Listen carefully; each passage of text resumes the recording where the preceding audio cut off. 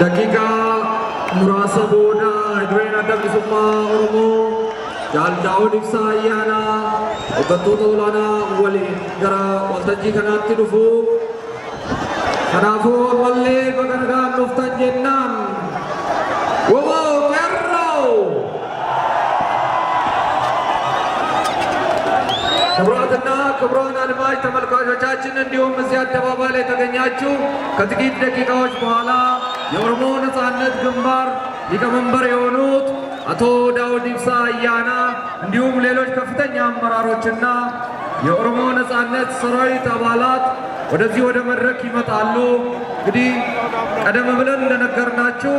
ዛሬ ከ27 ዓመት በኋላ ተገፍቶ ከወጣበት መድረክ ላይ በቄሮ ትግል በኦሮሞ ነጻነት ሰራዊት ትግል እንዲሁም በመላ የሀገራችን ህዝቦች ትግል የኦሮሞ ነጻነት ግንባር ወደ ሀገሪቷ እየተመለሰ